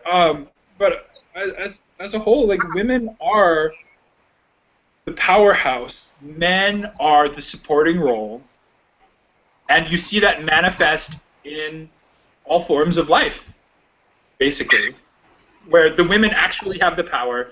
The men are just kind of there. Like, look at lionesses. Great example. Lionesses, they carry babies. They go out hunting. They bring the food back. What does the guy do? He sits around, doesn't do much, because he can't really do that much, because he didn't get trained to do much by the Lion Society. I'll stop ranting now. No, you're absolutely right. I think this is where all that we're doing now is coming into place, because all of these things, you guys have done research. I've done research on certain things myself. We know where everything. One of my friends, his name is Scott. He's from New York, and this guy is like a live encyclopedia. Like, this guy studied everything. He studied how is the water created, how is the sun created, where did marriage start. Why did they invent marriage? Why this? Why the other? The guy knows the answer to everything that you can imagine. Every discovery, this guy knows something about it. And it's just like, people need to get curious. Why are we in this situation? Why is this happening? Why am I feeling this? Why am I not doing more of this? What is, if I carry on doing bad things and not treating people respectfully, how is that going to benefit me? How am I impacting on stuff? But a lot of people, because they watch television, they're in that system, like they're where the government and all these big corporations want to keep them, and they stay there because they don't have any need to learn more. They just feel like, ooh, this is the life. Like, let's just sit here all day long and do nothing. And it's far easier to do nothing than to actually get up and do something. Exactly. And I spend at least 2 hours a day cooking. That is because really I cook all my food from scratch, because otherwise my intestines get really pissed off at me. I would much rather not have to spend 2 hours a day cooking. It's a pain in the butt to spend 2 hours a day cooking. But my dream, ultimately, my dream outweighs. I've connected my dream to what I need to do, the action steps to getting my dream. So since I can focus on my dream, I can handle cooking for 2 hours a day. even though it's a pain in the butt, because I know, because my dream is bigger than my problems. And ultimately, that's what you have to do, is you have to connect your dream to something that's bigger than your problems. But absolutely, what you're saying. Nothing that comes easy is going to be good, and nothing good comes really that easy. If you want to have an awesome body and be super healthy, you have to train, you have to eat properly, you have to sleep properly. Like, how many people do these three simple things? Like, there's no other basic activity more basic than sleeping, eating, and moving around. Like, there's nothing more basic than that. Yeah, it's so hard for so many people to follow through that Absolutely. They give into all of these temptations that they think, oh yes, it pleases my taste buds for 5 minutes, and that's the way forward. And then they end up obese, they end up with broken hips when they get older, they end up with arthritis, they end up with all sorts of God knows what diseases, cancer, and so forth. But they don't think, actually, and they think, why am I getting this? Like, how can I deserve this? Really? Education. Cause and and effect. It's everyone's acting like a child. Ultimately, everyone is acting like a spoiled child. And I want to say that to me, I just got out of a relationship of about 8 years where I was raising my stepdaughter. She just turned 11. And after, I don't get to see her as much anymore because our relationship ended. But the whole time I was raising her, I was very much aware of something that I saw when I was young, which is people treat kids like there's two forms of consciousness. There's little people, which are going to grow up to be big people. So you better train them, you better answer their fucking questions, and you better get them to sit on the right path, or they're going to grow up to be a fucked up person. Or there's people who raise kids. Kids you don't need to explain anything to because they're going to be kids forever. That's what I see predominantly throughout the world. I see parents ignoring their children, not answering their questions, not treating them as equals, just in a different place in their lives. And that is what we're trained with. And again, that touches on that whole mindset of you're not going to grow old, you're not going to die, the best days of your life are when you're in high school. I never want to go through puberty again. Please, God, don't make me do it. Oh, the horrible, awkward social lessons, being a man in this society, having sexual needs in this society. Oh, none of it. I want none of it. No more puberty for me. So, but people glorify this time of this that awkward fledgling like everybody looks at nature, they go, oh, the beautiful eagle, but in our society, we're all looking at that like ugly little eagle that's half covered in feathers and can't fly yet, and glorifying that in our society, oh, everybody wants to be in high school. No, I'm good. Thanks. Yeah, definitely. Yeah, totally. That's what we're trained for. So that's what we're looking around like, oh, this is how it's supposed to be, right? And then we look around and we kind of don't see it, so then we kind of lie to ourselves a little bit more about it, and go and have yourself a nice ice cream cone to reward yourself. But let me ask you something. Let me ask you both something, because I don't maybe because I'm very positive, and maybe because this is the way I want to see it. But I have the impression that we are, as a global community, I feel like we are getting more educated. We are discovering more. We are behaving better. Is it just me? This is the circle I'm hanging in, or is it everyone that's getting out a bit more? No, we're winning. We're winning. I've been watching this for my whole life. When I was growing up, I spent a lot of time. You guys have health food stores over there, but over here we have some health food stores where you can like volunteer a couple hours a week and you'll get a discount. So I did that for 7 years when I was growing up. So I was in like the only health food store in a small town from the time I was 5 till 10, and then I took a couple years off and went back from 14 to 16. So I've watched just the consciousness of food and how the consciousness of food has changed, and the amount of organic food and non-GMO and you start getting into the other stuff like nutrites and nitrites that cause cancer and all that sort of stuff. You start getting into that, and you're seeing more and more things that are that way. And something that's happened within the last 6 months at the two, we have a Safeway and a Fred Meyer's, which are kind of like bigger convenience stores. They moved their organic produce to the front of the produce section. It's not in the back anymore. Not only do you have a huge selection that you never had when I was growing up, but now that in itself is becoming more prevalent. It's moving closer to the front of the store because that's what's happening. And another big win for it was when they started making the generic company, like the store-owned company, started making their own organic food, because now they're scared. They're concerned that they're going to lose business. So ultimately, we're winning. You're seeing another great example is when I was a kid, the only non-burger burger that you could get was Garden Burger, made by Garden Burger, and that was it. There was nothing. And then I remember they came out with garden sausage when I was a kid, and it actually had flavor. And oh my God, it was amazing. Now there's 20 different kinds of vegetarian burger substitute that you can get.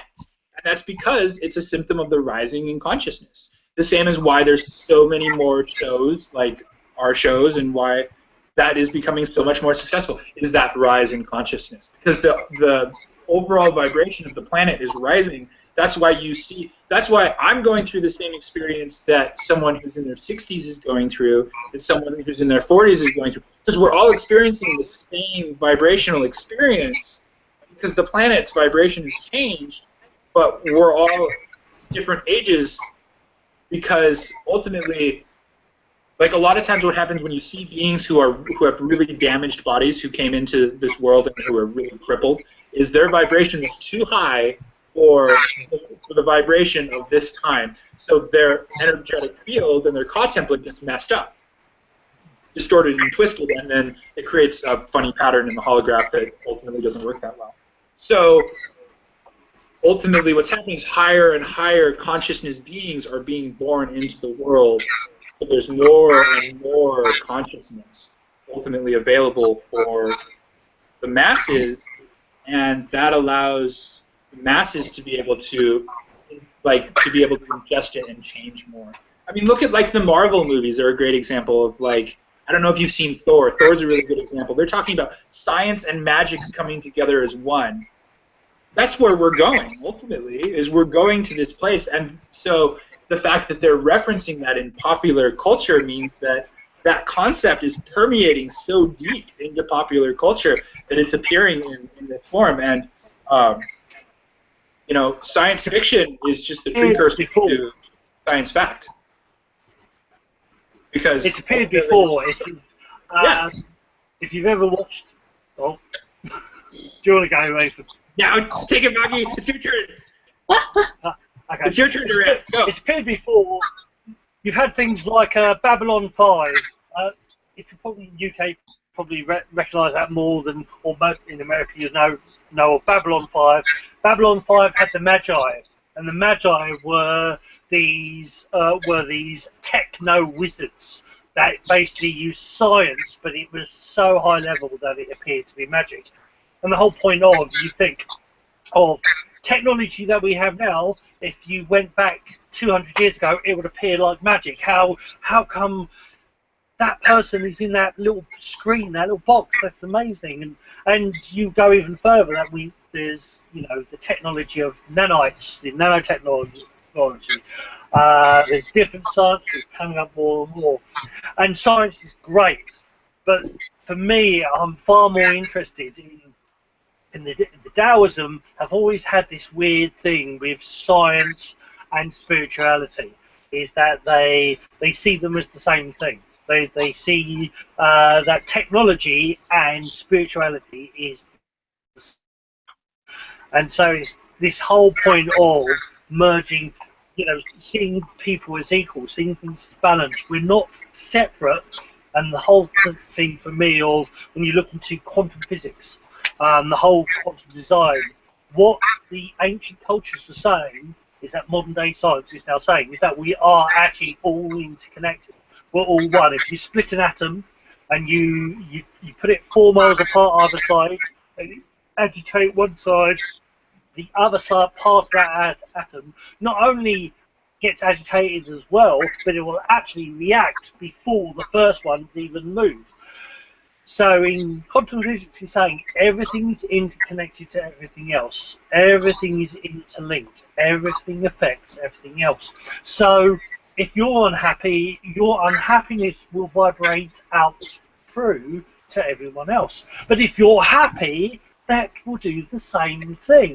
Now, the interesting thing in medical theory is it's medically been proved that it takes less muscles for you to frown than it does to smile.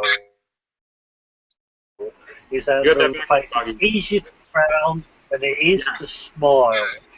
So the whole point is it's easier to be negative than it is to be positive. So positive, you have to work harder. But does harder mean not fun? No. But you have to work on it more. So you look into relationships. People who have had negative relationships, both sides have gone down and probably get smacked for this, but have gone down in some ways the easier route, because negativity can, domino effect can build up, and it can be a sliding process. You slide down that route, and then that's why to flip that around, to turn a negative relationship into a positive relationship, most people, it's easier to give up and start again and totally go to a new relationship altogether than it is to actually work out those issues. Now, I'm not saying everybody should work out their problems with negative people or relationships that's been sour for a long, long time, but the whole point is nothing ever works unless you work on it. Is that there's natural processes in the universe. The universe works a certain way. If you focus, what you focus on grows. So if you're focusing on negativity, media, originally, most people, as we've all said, Steffie said, you don't watch TV anymore. Why don't you watch TV anymore? Well, a lot of people who do watch TV are affected by the negative programming, the programs and the programming in these programs. They focus on certain things. They focus on wealth, or they focus on adverts tend to focus on wanting you to buy more, fast food, fast. And this whole, we've got into, especially over the last 20 years, we've gone into this throwaway process of buying stuff. It lasts a couple of years, and then you throw it away, and then you buy a new thing. And we do that with relationships now. If it stops working, we give up, throw it away, start to the next one, rather than working on keeping that balance. It's not just about, when a relationship first starts, things are awesome. Well, then keep them awesome. You keep them awesome by working on keeping that balance. So to answer your question, very long way round, yes, I think if you look in the right places, if you, like your friends, actually your friends I would like to get in contact with, because he'd be probably an interesting fellow to have in the show. Yeah, but the more stuff you look at, the more you look, the more you open up. The Dearest concept is you never stop growing. You're always that. Your aim is to always be the learning child. It's to always find new things to learn and grow. So if you look around, if you look on the internet, if you Google stuff, you actually happening. Things are waking up. Especially over the last 5 years, there's more people, ironically, giving up watching TV and stopped reading newspapers as much, and are not being affected by these things, which ironically enough, actually I think it was one of my students I was talking to today, back in the 40s in America, there was a big thing on propaganda of subliminal messages. There was a big thing on the movies and whatnot at the time, back in the 40s and 50s. They're saying, subliminal messages, putting messages within programs and within different things on TV. And then it suddenly disappeared. And it disappeared because the subliminal messages were being used, or started to be used, within TV programs, within commercials. Like, where Ethan said about the sewing book, and this sewing book saying you should wear makeup when sewing. You actually look at the 30s and, well, especially in the 40s and 50s on TV, it encouraged, it almost insisted you should wear makeup before your husband gets home, because seeing an untidy, unkept woman would upset him and could, affect his day. So you should be tidy, and it's all this falseness, it's all this control that you should do this, that women should do this, and men should never cry, men should never show emotion, men should never be balanced, and this is where we are now. We're, like yourself, Steffi, like us, it's the whole point of spreading out what we know to people, and like attracts like. People who are ready for that information will come about.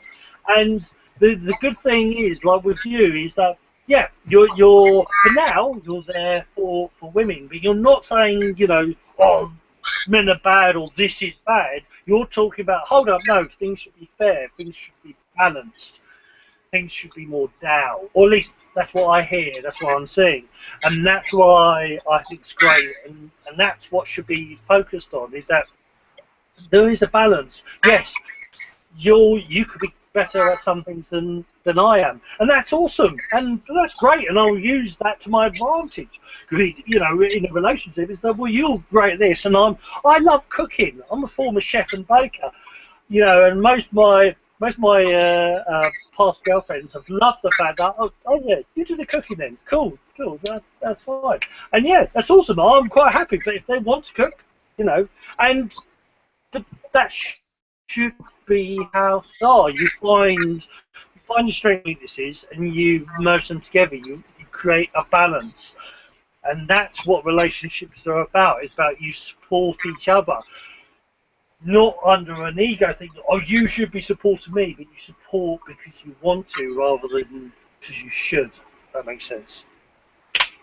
Yeah, definitely makes sense. And like I was saying earlier, I want to promote working as a team, not just with your partner, with your friends, with your parents, with everyone. Like you were saying, we're all in this linked somehow. We all link to each other somehow. Wherever we go, we meet people. We don't meet crocodiles or God knows what. We're all people. We all do something to understand each other. And instead of playing, like you said, on ego and what you were saying earlier about, it's easier to just give up a relationship than try and fix it. What happens to these people who actually run away from facing the problem is they're going to get into a new relationship, and the exact same thing is going to happen again. They're going to attract the exact same kind of person because they have something that they need to solve. And if they don't focus to do that, and yes, it's going to be hard, it's going to be painful, it's going to be frustrating, you're going to cry, God knows what's going to happen.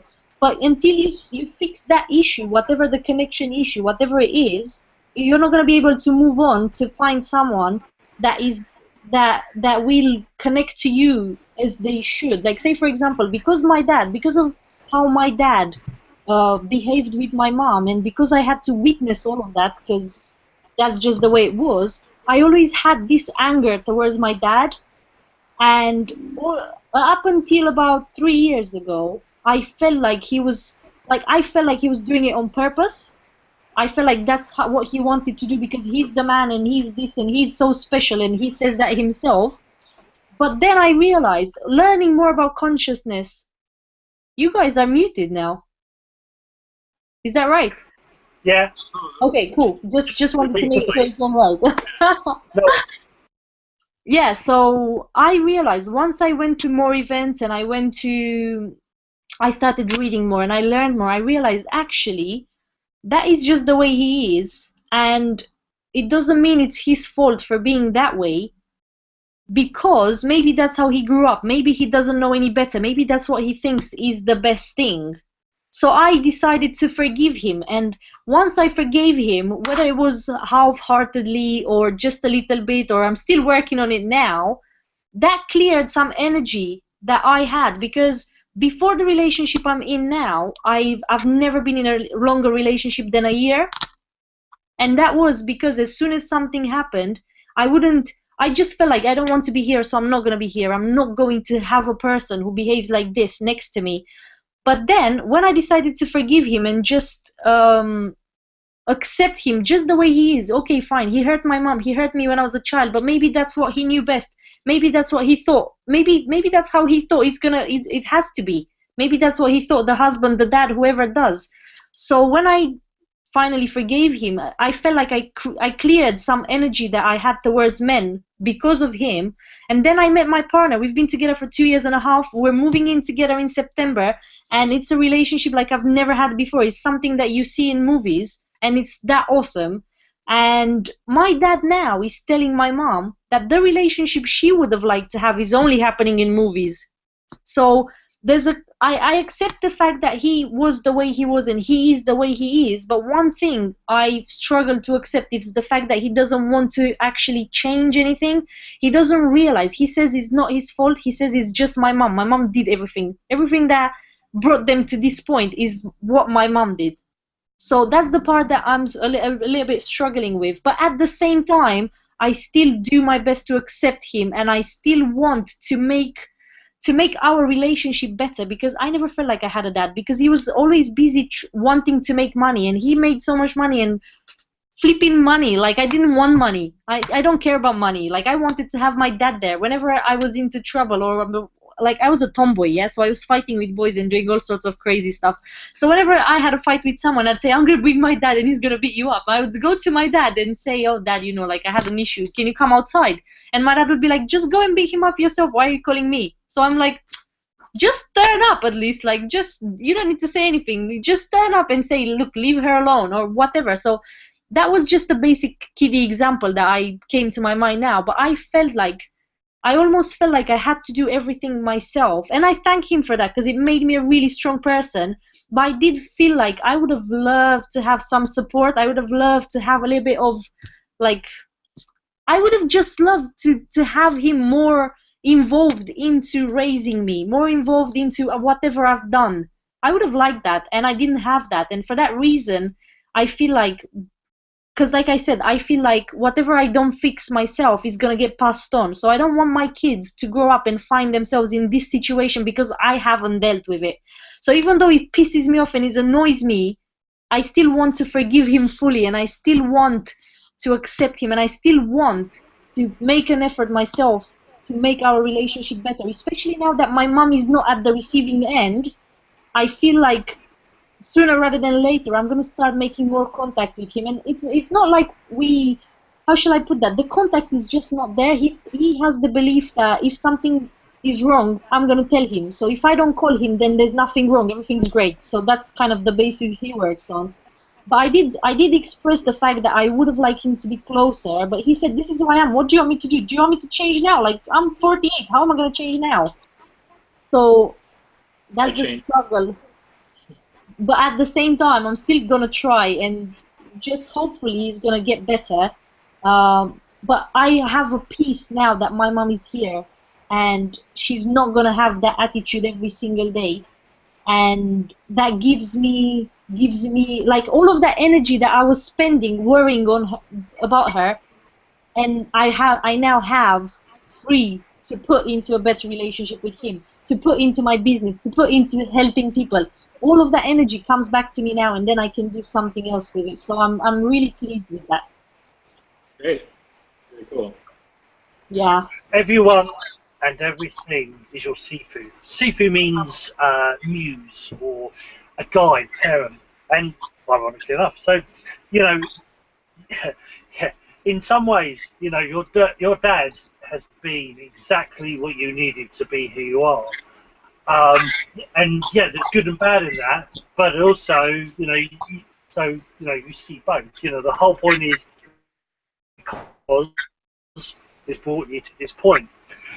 But, well, not but. The whole point is that, yeah, it has given you the drive, it's given you certain things. And then it's up to you what you do with that next. It's up to you, you know, the past is the past, and it's up to you how it affects your future. Is that you can learn from it, or you can allow it to hinder you.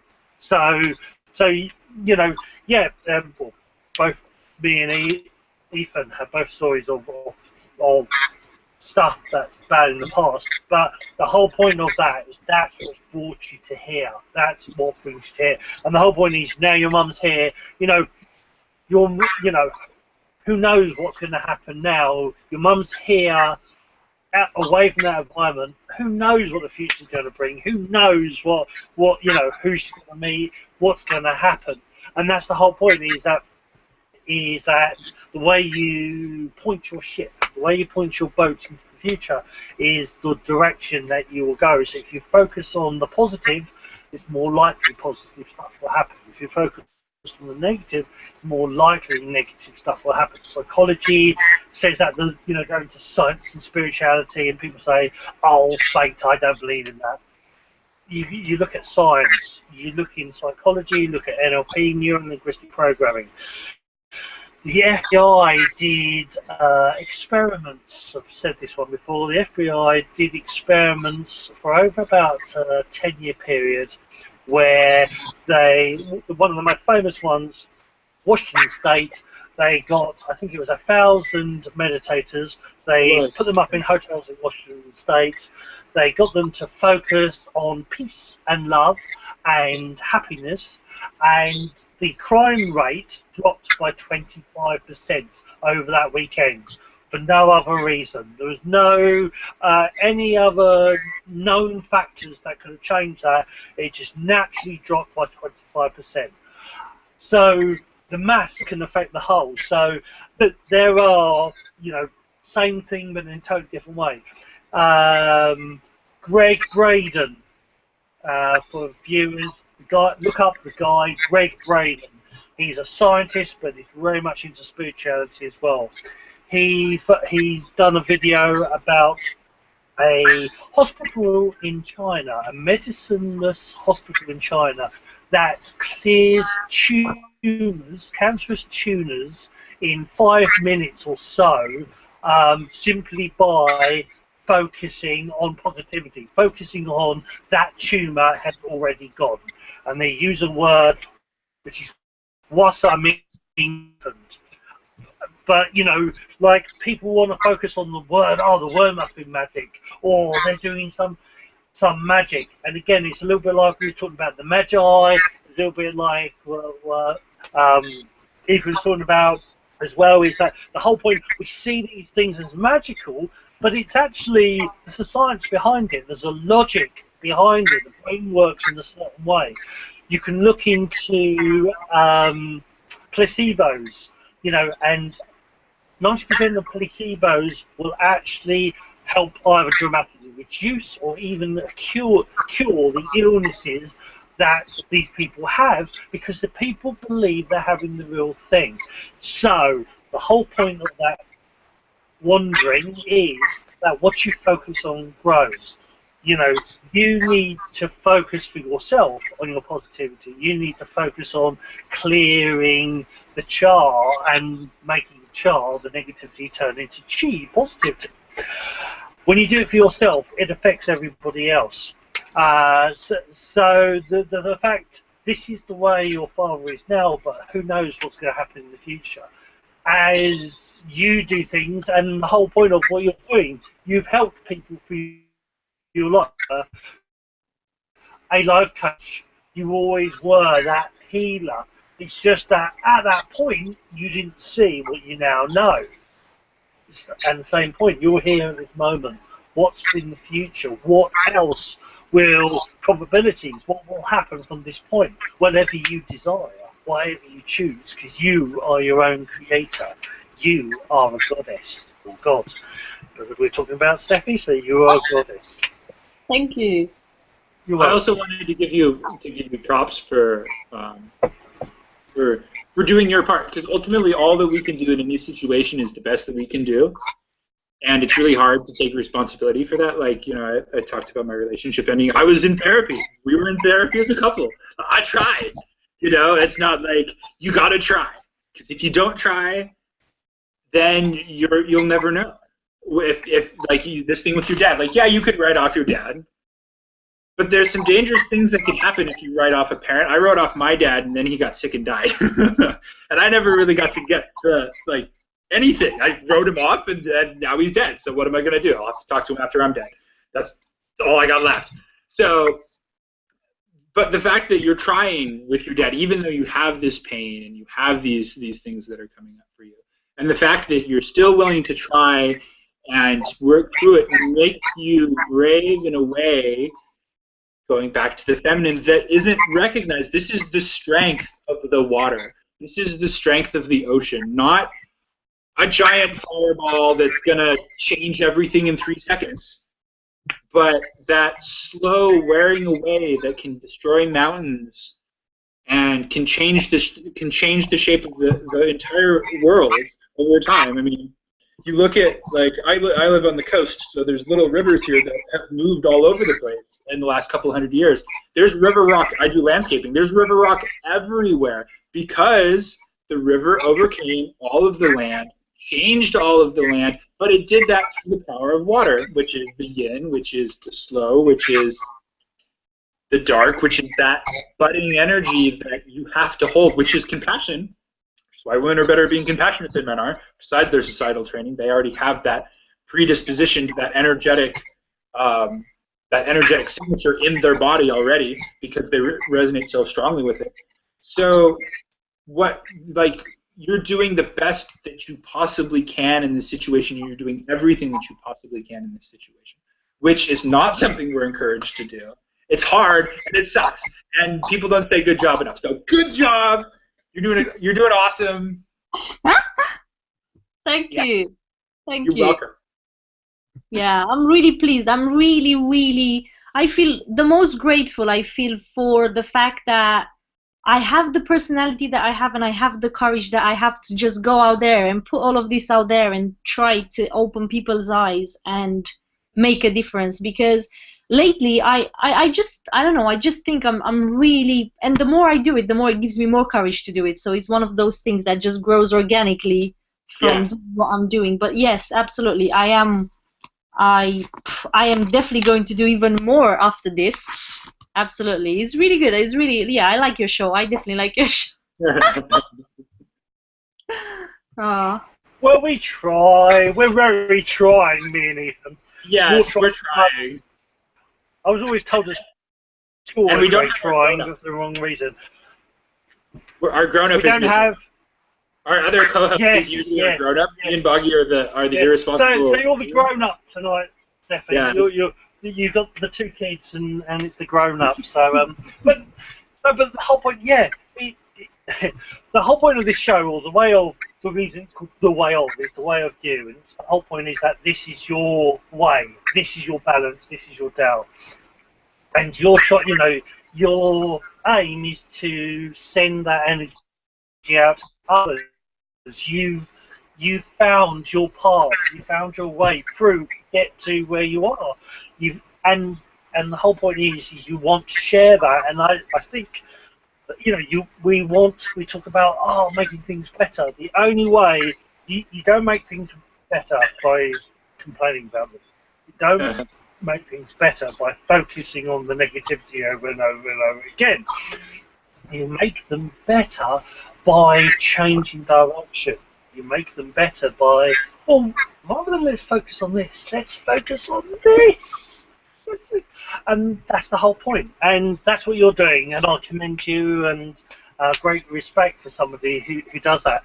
And the whole point is you're doing it in a balanced way. Is that the whole fact is, yes, you've seen that. Yes, there's been crappy men, or there's this thing in the past with the father, but it's led you to here, and now you're learning. Well, clear it here, clear it in myself, and open up those gates of opportunity rather than close them off. Because as Ethan said, if you close them off and that person goes, then that's it. The opportunity, once that opportunity's gone, it's gone in some other way. But with that particular person, when they're no longer here, you can't, live for now, live for that moment, live as if every day is your last. So, actually, with my mum, I've had issues with her in the past, but I'm always trying. I'm always trying to clear those blockages, because those blockages may appear to be on the outside, but they're also on the inside. Those, the blockages of my mum will affect relationships in the future. And it's one of these things, if people saw that, yeah, everything on the outside. Boggy. Yeah, he's blocked now. Boggy's gone! Boggy, come back. We miss you. Oh. We're sending him positive energy for his Wi-Fi connection. I hope he comes back soon. I guess, let's see, we should probably forge on bravely. Yeah, I think also I wanted to say that I also wanted to give you props for staying in touch with your anger, because a lot of people in the spiritual community separate themselves from their anger and try not to be an angry person anymore. When anger, and I know you know this, and I'm just gonna say this anyway, but anger is there. Anger is an amazingly powerful emotion, because anger gives you the power to get out of a shitty situation. Because without that anger, you're gonna stay stuck in that shitty situation. Boggy, are you back? I don't know. You're gonna stay stuck in that shitty situation, and that's like your mom. Your mom was not in touch with her anger, because if she was in touch with her anger, she would have gotten out of the situation that she was in earlier. Yeah, absolutely. So there's this denial. When I was growing up, I was an extremely angry child. Being connected with my anger, not an issue for me at all. Would get in huge fist fights with my brother and all sorts of stuff. So there's this thing that a lot of spiritual people are having a hard time with right now, I've noticed, where there's this since we're trying to grow, we're cutting ourselves off from this thing that we don't understand. It's kind of like violence. Violence has a place in the world. Violence, you look at animals that are old and sick, they should be dead. Animals that are our pets, that we keep alive longer than Mother Nature would, the violence of Mother Nature ending that life before the cat gets too old and sick and can't take care of, it just is falling apart. It should be dead, because Mother Nature uses violence as a form of compassion. So violence does have a place in the world. It does have a place. And now, that being said, I don't believe in war. I don't condone killing other people. I don't condone hurting other people. None of those things do I condone. However, violence has a place. But 95% of the people you talk to about violence, because of all of the trauma and damage that has been done to their psyche through violence, if you try and say the word violence to them, they're going to have this huge emotional reaction that has nothing to do with you, because of that pain of the violence. So ultimately what I'm referencing is I feel anger is very similar. We've lost the good seed of anger because we have it exemplified by a drunk guy getting in a bar fight. Or we have it exemplified by some other horrible manifestation of anger. But we miss that golden seed in the center of anger, which is the power to save yourself. Where yes. It's like or love as a motivator of where you can bypass. So your body, you probably know this as a personal trainer. I've studied personal training, physical stuff a lot.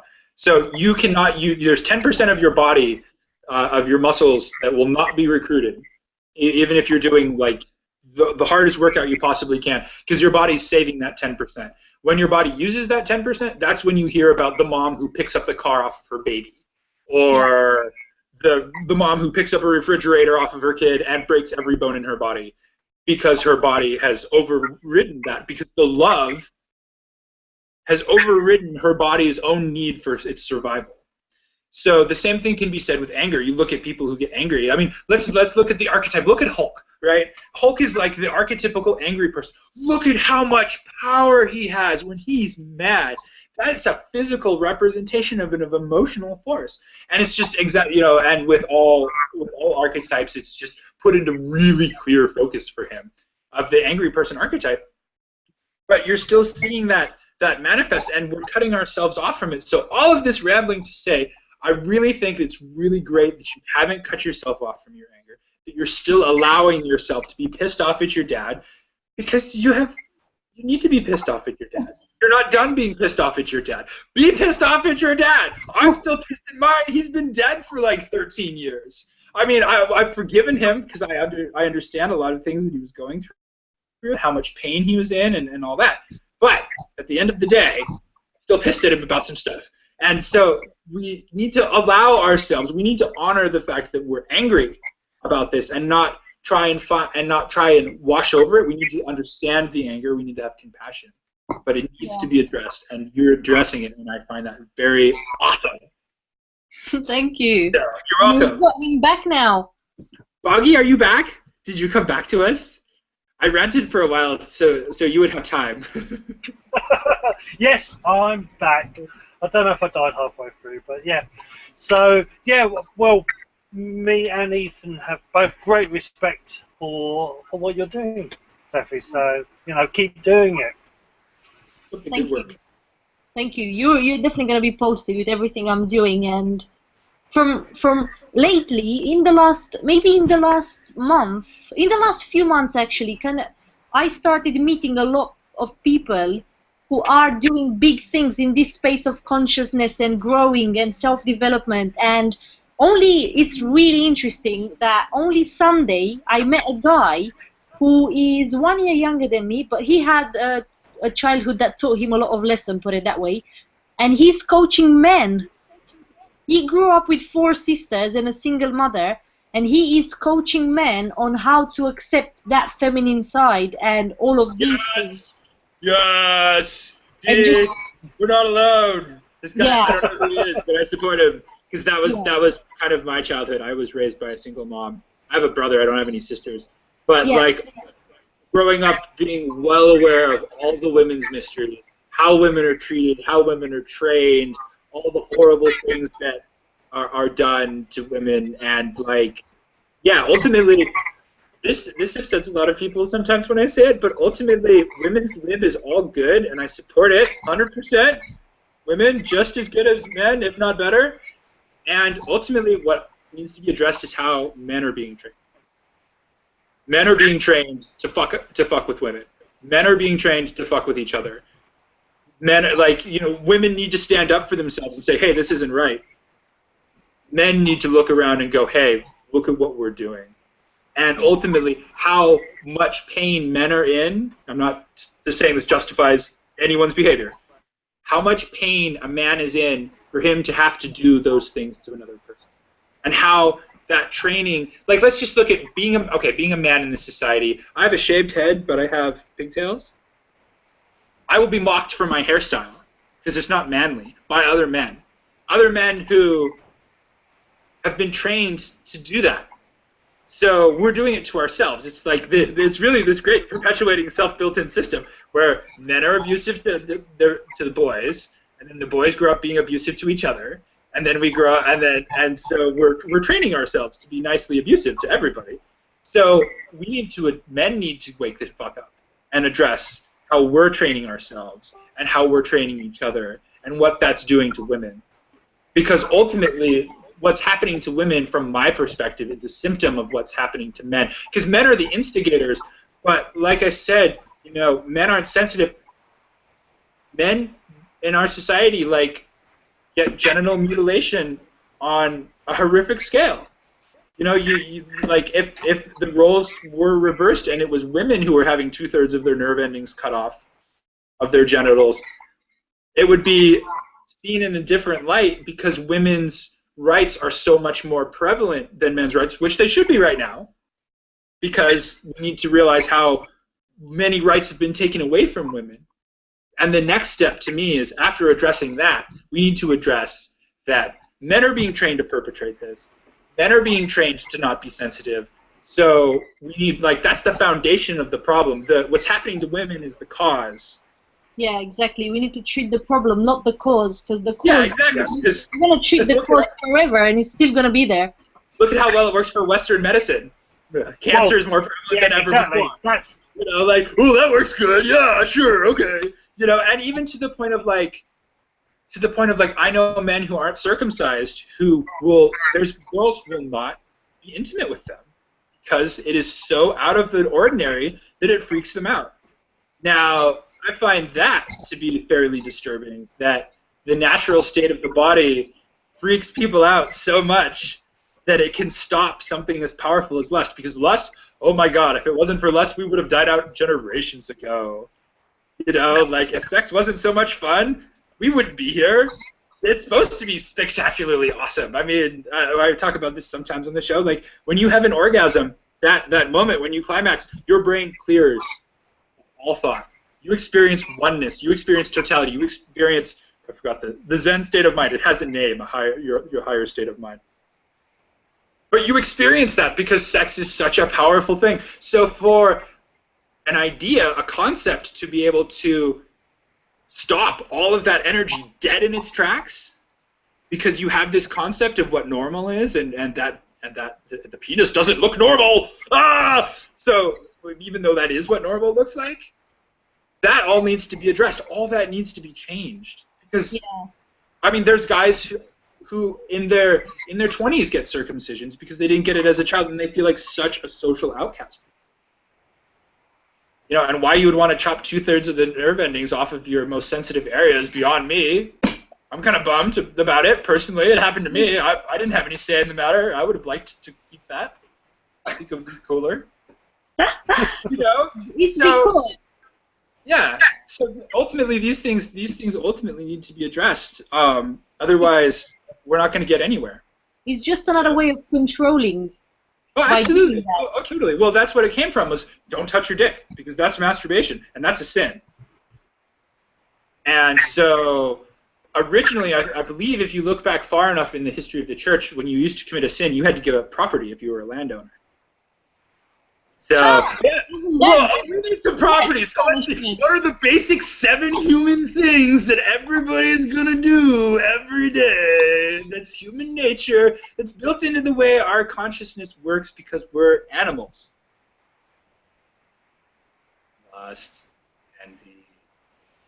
I wasn't raised a Christian, so I don't know them all, but you get the point. Yeah. You know?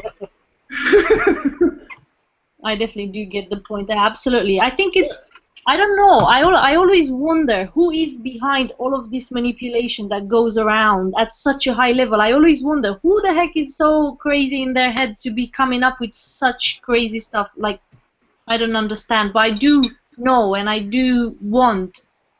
want more people to do what we're doing so that we can get to less manipulation. We can get to more freedom. We can get to people actually doing something, like you were saying, Paul, that you want to do this, fine, go and do this, but don't do it because that's what society requires from you. Do it because it pleases you and because it makes you feel good. But when it comes to making you feel good, at the same time, there's a fine line between them feeling good because now they look like they belong when they put the makeup on. So there's a bit of a fine line with making you feel good. If it makes you feel good outside of any influence, then that is the best way to do it. But if it's influenced by the commercials, by all of this rubbish, that is when it's not good anymore, basically, because you're doing it to please someone else's eyes. You're not doing it for your own benefit. So yeah, we need more. That's why you see, I mean, you know, you're a personal trainer. That's why so many people can't train consistently, because they are doing it. They're not doing it for themselves. Like, I hit a point in my early teens where I was really weak. I couldn't do a push-up. I couldn't do a pull-up. So when I was about 20, I wanted to be empowered, so I started working out. And I've worked out religiously for almost 10 years. A little over 10 years now, I think. You know, at least 2 days a week, depending on how heavy my workload is for construction and stuff, so I don't wear myself out. But it's that realization of, like, why are you doing this? Are you doing this for you, or are you doing this because you want the results? You know, it's like you can feel good by having a great diet, by exercising and eating healthy and drinking lots of water, or you can feel great by smoking opium. One's going to last a lot longer than the other, and it's going to be healthier for you, and you're going to be able to maintain it. The other one's going to eat your money, your soul, and your life. But hey, ultimately you feel good doing both, so, you know, it's like that. Again, it comes back to living the lie. Are you okay with living the lie? Are you okay with lying to yourself? Because the universe doesn't care. That's one thing I think is absolutely spectacular about the universe. The universe doesn't care about your lies. The universe doesn't care about your excuses. universe is like the hard and fast rule of all. Like, you know, the storm doesn't stop halfway through going, oh, I'm sorry, did I hit you with the lightning bolt? You know? Oops. That's why in Taoism there's that saying of there is no good or bad, there just is. In the universe's perspective, everything just keeps rolling, everything keeps moving. Yeah. And you can see something as a negative or you can see something as a positive. It's your point of view. It's up to you to create that, and from that you generate other things. So, you know, it is this weird thing of, you can see everything's happened to you. You can see it as bad. You can see it as negative. You can see it as God or whatever, the universe coming down on you like a ton of bricks, or you can see it as lessons. Very much in Taoism, Buddhism says that life is suffering. Life is suffering until you realise and you understand that life is suffering until you open up to unconditional love, unto forgiveness, until you let it go, and you can then release it. Taoism sort of says it same but in different ways. That life is an illusion. You go through these constant illusions that this moment is real and then there's the next. What you thought was important when you were 6 years old is different to what you thought was important when you were 12, which is different what you thought was important when you were 18, when you were 28, when you were 38, when you were 52, when you were 62, when you're 112. Every moment in time is an illusion. What's really really hurtful today, maybe in the future might be actually quite funny. Everything is moving, everything's flowing, and the whole point is that it's up to you to make it what it is. If you want to see it as negative, then it will be negative. If you want to see it as positive, if you want to see it as a lesson, it will be a lesson. So, like, waking up, yeah, there's all these things going on. Yes, there's controls and manipulations, but you can spend all your life on conspiracies that this happened, that happened, that Elvis Presley is still alive and he's a member of the CIA, or that aliens land and have taken everybody and we're all carbon copies of something else. You can live on conspiracies, or you can live on the fact that this is the way life is. I want to change it and focus on the change. So you wake up, you're waking up, you're thinking, hold up, you know, why are things like this? Well, that's awesome.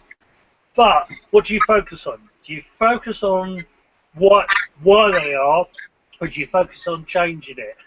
I vote for changing it. I vote for moving forwards.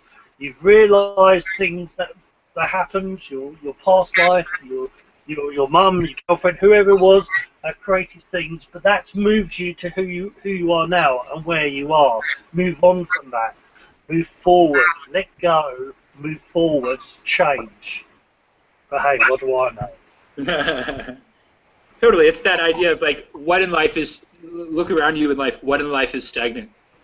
Nothing in life is stagnant. As soon as stuff starts to get too stagnant, guess what? Mother Nature sends in little things that aren't stagnant to start breaking down the bigger thing that's getting stagnant. Like, whether that's maggots on a corpse, or on a micro level, or whether that's humans forgetting their purpose, and Mother Nature sending in fungal infections to clear it all up. That's what it does. Nothing is permanent, and that's one thing that I think is absolutely hysterical about our societies. We are so in love with the idea of permanence that we have museums, which are buildings dedicated to shit that doesn't work anymore. Like, you go to a museum, right, and it's full of, like, old farming equipment. Why? Because that's obsolete. What's the point in looking at something that is obsolete on that level?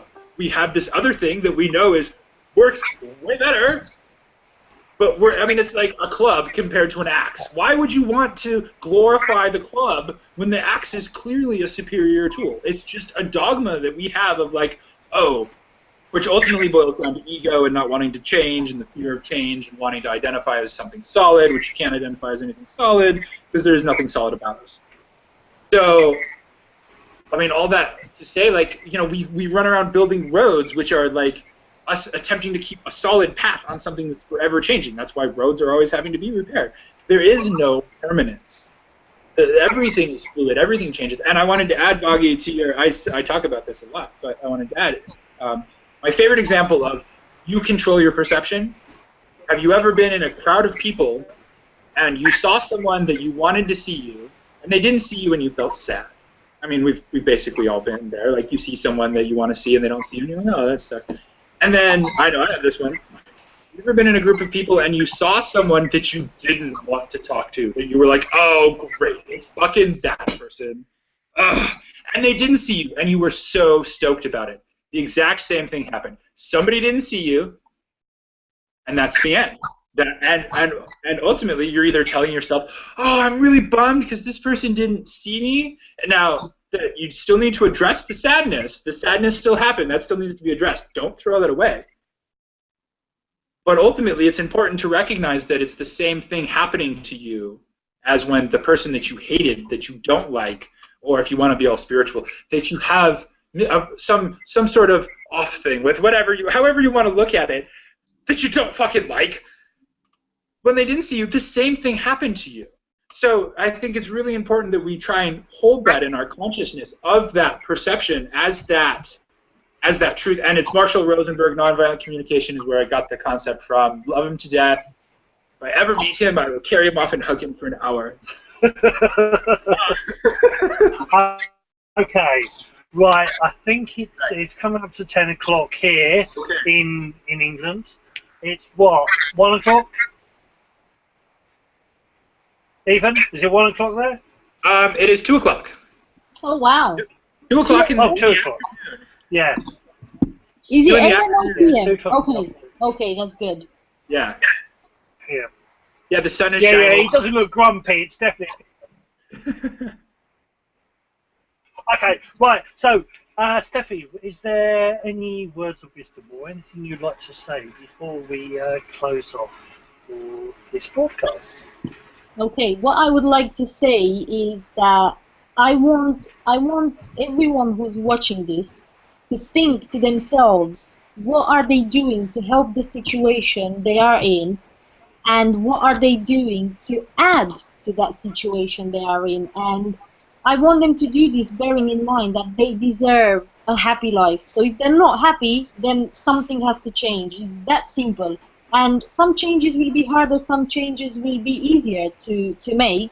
But just think of who you impact on. Think of who is going to be affected by what you're doing. Because I told my mom for years, get divorced and leave. For years, since I was a kid almost.